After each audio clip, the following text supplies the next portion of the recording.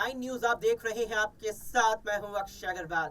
स्वागत है तमाम दर्शकों का इस खास पेशकश में, जहां अब बात होने वाली है सुप्रीम कोर्ट के उस सुप्रीम फैसले को लेकर के जिसने बीजेपी की चिंताएं बढ़ा दी हैं। हालांकि जो फैसला सुप्रीम कोर्ट के आया है, जिस पर हम यहां बात करने वाले हैं, वो सीधे तौर पर सभी राजनीतिक दलों से जुड़ा हुआ है, लेकिन यहां पर मुख्य रूप से माना जा रहा है कि उससे मुश्किलें भारतीय जनता पार्टी की बढ़ने वाली हैं और इस ही मुद्दे पर अब बात होने वाली है, क्योंकि बात जरूरी है।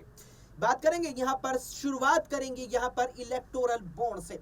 इलेक्टोरल बॉन्ड, जी हां, वो प्रक्रिया जिसे केंद्र सरकार ने 2017 में यहां प्रस्तावित किया था और फिर 29 जनवरी 2018 को संसद में विधेयक पेश करके कानूनी अमली जामा यह इलेक्टोरल बॉन्ड को केंद्र सरकार ने पहना दिया था। लेकिन अब जाकर के बीते दिन यानी गुरुवार को सर्वोच्च न्यायालय ने इलेक्टोरल बॉन्ड पर रोक लगाते हुए उसे रद्द कर दिया है, जिसके साथ ही अब इस पूरे मामले पर राजनीति भी शुरू हो गई है। बता दें तमाम दर्शकों को कि जिस तरीके से सर्वोच्च न्यायालय ने यहां इलेक्टोरल बॉन्ड पर रोक लगाई है, उसके बाद से ही लगातार अब विपक्ष एकजुट होता नजर आ रहा है और केंद्र की बीजेपी सरकार को इलेक्टोरल बॉन्ड को लेकर के लगातार ही घेर रहा है। ऐसे में तमाम सवाल हैं जो इलेक्टोरल बॉन्ड को लेकर लगातार उठ रहे हैं और इन्हीं सवालों पर यहां बात भी करेंगे। और इन्हीं सवाल जो ये उठ रहे हैं, आप तभी सभी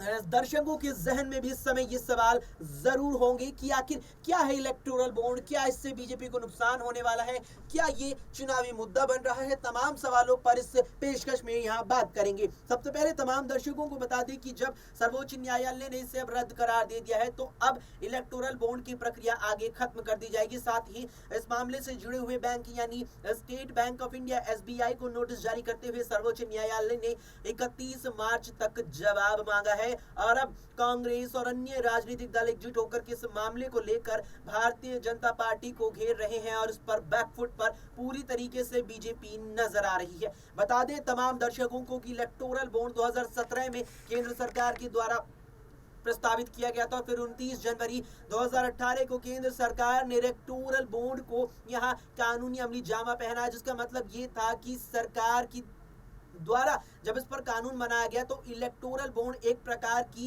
एक डिजिटल प्रक्रिया थी जो बैंक में जाकर के हो सकती थी। दरअसल SBI या स्टेट बैंक ऑफ इंडिया की कुछ चुनिंदा ब्रांचों को एक प्रकार से डिजिटल इलेक्टोरल बॉन्ड सरकार ने मुहैया कराई। केवल चुनिंदा ब्रांचों को, सभी ब्रांच SBI के इस दायरे में नहीं आती, केवल चुनिंदा ब्रांचों को डिजिटली यहाँ इलेक्टोरल बॉन्ड की प्रक्रियाएं यहाँ मुहैया कराई। उसके बाद कोई भी व्यक्ति जाकर इलेक्टोरल बॉन्ड किसी भी बैंक से खरीद सकता था, जिसकी कीमत 1,000 रुपए से 1 करोड़ रुपए रखी गई, जिसमें 1,000 रुपए, उसके बाद 10,000, 1 लाख, 10 लाख और 1 करोड़ रुपए निर्धारित किए गए। अब जो भी व्यक्ति या देश का जो भी नागरिक इलेक्टोरल बॉन्ड खरीदता है तो वो उसे किसी भी राजनीतिक दल को उपहार के रूप में, भेंट के रूप में, पुरस्कार के रूप में सौंप सकता था। जब पुरस्कार यहाँ पर दे दिया जाता है किसी भी राजनीतिक दल को, तो राजनीतिक दल उस इलेक्टोरल बॉन्ड को अपने ऑफिशियल बैंक अकाउंट के अंदर, जब पहले तो उस इलेक्टोरल बॉन्ड को जब राजनीतिक दल किसी भी नागरिक से प्राप्त करते हैं तो उसे SBI की उन्हीं चुनिंदा ब्रांचों में से जाकर के उनके बदले की रकम, जितने पैसे की वो इलेक्टोरल बॉन्ड होती है, जो रकम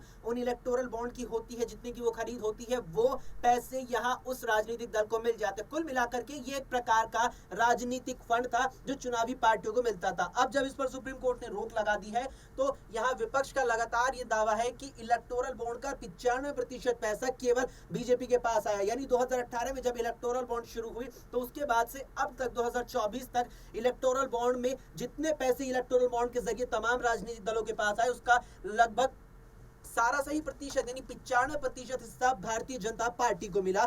ये लगातार विपक्ष का कहना है। अब इस पर एक चीज और ये थी कि सरकार ने जो नियम इलेक्टोरल बॉन्ड की खरीद और उसे पार्टी तक पहुंचाने तक बनाया, उसमें यह भी था कि जो नागरिक इलेक्टोरल बॉन्ड को खरीदता है और उससे किसी भी राजनीतिक दल को भेंट करता है तो उसकी गोपनीयता बनाए रखी जाएगी, यानी कि उसमें पारदर्शिता नहीं थी। और इस पर ही सवाल विपक्ष ने लगातार उठाए कि अगर कोई भी व्यक्ति ये जानना चाहे कि किस राजनीतिक दल को कितना फंड मिला है तो वो ये नहीं जान सकता था, क्योंकि यहाँ राजनीतिक दलों के पैसे को, राजनीतिक दलों के फंड को भारतीय जनता पार्टी की केंद्र सरकार ने RTI के दायरे से बाहर रखा। अब इस पर सुप्रीम कोर्ट ने रोक लगा दी है कि संविधान के जो सबसे मूल अधिकारों में से एक है सूचना का अधिकार, उसका ये जो इलेक्टोरल बॉन्ड का कानून है ये उसका उल्लंघन करता है। और अब सभी पार्टियों को, सभी राजनीतिक दलों को अपनी ऑफिशियल वेबसाइट्स पर ये मेंशन करना होगा, ये शामिल करना होगा कि उन्हें इस वित्तीय वर्ष में इतना चुनावी फंड मिला। ये सुप्रीम कोर्ट ने कह दिया। अब इसके बाद लगातार ही विपक्ष सरकार की आलोचना कर रहा है। इस बीच कांग्रेस के दिग्गज नेता पवन खेड़ा का एक बयान सामने आया जिसमें वे साफ तौर पर बीजेपी की आलोचना करते नजर आए और इसको लेकर के उन्होंने अन्ना हजारे, जी हां, आंदोलनकारी अन्ना हजारे को लेकर भी कहा कि हम अन्ना हजारे से संपर्क करेंगे। हम जानना चाहते हैं कि अन्ना हजारे भी कहां हैं और क्या अन्ना हजारे जिस तरीके से हमारी सरकार के दौरान उन्होंने मुंबई में आंदोलन किया था 2011-12 में, क्या अन्ना हजारे अब बीजेपी सरकार के खिलाफ भी भ्रष्टाचार का आंदोलन करते नजर आएंगे? इसके अलावा इस पूरे मुद्दे को लेकर क्या कुछ कहा पवन खेड़ा ने, जरा सुनिए आप इस वीडियो में।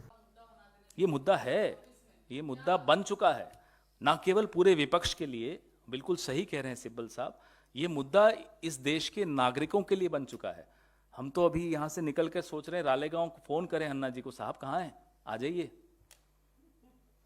ये मुद्दा सिविल सोसाइटी के लिए है, ये मुद्दा मीडिया के लिए है, ये मुद्दा एक एक वोटर के लिए है जिसको ये जानने का हक है कि किस पार्टी को, किस कंपनी ने कितना पैसा क्यों दिया। आप क्योंकि लेट आए इसलिए मैं दोहरा रहा हूं। Which party got how much money from which company for what quid pro quo. It's a right of every single voter to know, and we are grateful to the honourable Supreme Court and all the lawyers who fought to restore democracy in this country. अब 1-on-1 नहीं कर पाऊंगा क्योंकि publicity committee की meeting है, मेरे को भागना है। तो सुना आपने यहाँ पर कि अन्ना हजारे को लेकर साफ तौर पर पवन खेड़ा कहते नजर आए कि अन्ना हजारे को अब आगे आना चाहिए और उन्हें भी यहाँ इस आंदोलन में यहाँ भाग लेना चाहिए और बीजेपी की भ्रष्टाचार नीतियों को उजागर करते हुए उससे केंद्र की सत्ता से बेदखल करने में तमाम विपक्षी दलों का यहाँ सहयोग करना चाहिए, साफ तौर पर कहते नजर आए। इसके अलावा आपको बता दें कि अन्ना हजारे जिस तरीके से 2011-12 में उन्होंने यूपीए सरकार की लेखपाल बिल का विरोध करते हुए अनशन प्रदर्शन किया था, वो बड़े स्तर पर यहाँ आगे आया था, देश के तमाम लोगों ने उनका समर्थन किया था। ऐसे में अब ये सवाल उठ रहा है कि अन्ना हजारे यहाँ बीजेपी के खिलाफ आंदोलन क्यों नहीं कर रहे, क्योंकि लगातार विपक्ष का ये दावा है कि केंद्र सरकार या कहीं बीजेपी ने इस इलेक्टोरल बॉन्ड के जरिए भारी संख्या में भ्रष्टाचार किया है, भारी मात्रा में भ्रष्टाचार किया है। ऐसे में अन्ना हजारे को आगे आना चाहिए, ये बात लगातार विपक्ष कह रहा है। अब ऐसे में ये भी चीज देखने वाली है कि अन्ना हजारे क्या कुछ इस पर अपना रुख रखते हैं, क्योंकि अब तक उनकी तरफ से इस पूरे मामले पर कोई प्रतिक्रिया सामने नहीं आई है, कोई भी उनका जवाब इस मामले पर सामने नहीं आया है कि यहाँ भ्रष्टाचार की बात आई है उस पर क्या अपना वो रुख रखने वाले। लेकिन यहाँ पर तमाम तरीके से सवाल खड़े हो रहे हैं अब बीजेपी पर, क्योंकि जब यहाँ फंड की बात आ रही है, राजनीतिक फंड की बात आ रही है, चुनावी फंड की बात आ रही है, तो ऐसे में आंकड़ा ये दर्शा रहा है कि इलेक्टोरल बॉन्ड के जरिए सबसे ज्यादा पैसा भारतीय जनता पार्टी को मिला, यानी कि अन्य किसी भी राजनीतिक दल को इतना फंड नहीं मिला अब तक जितना इलेक्टोरल बॉन्ड के जरिए मिला है। तमाम दर्शकों को बता दें कि पिछले करीब 5 से 6 सालों में इलेक्टोरल बॉन्ड के जरिए ही भारतीय जनता पार्टी को करीब 5,000 करोड़ रुपए का फंड मिला, जो अन्य राजनीतिक दलों की तुलना में सबसे ज्यादा है। बहरहाल अब इस पूरे मुद्दे पर आपकी क्या कुछ राय है? क्या ये एक बड़ा मुद्दा बीजेपी के खिलाफ बन सकता है? क्या बीजेपी के खिलाफ विपक्ष की मदद करेगा ये मुद्दा और लोकसभा चुनावों में बीजेपी के लिए चुनौती बन जाएगा? इस पर अपनी राय हमें कमेंट बॉक्स में कमेंट करके जरूर बताएं। फिलहाल के लिए इस पेशकश में इतना ही। देश और दुनिया की तमाम खबरों के लिए आप देखते रहे SPN 9 न्यूज।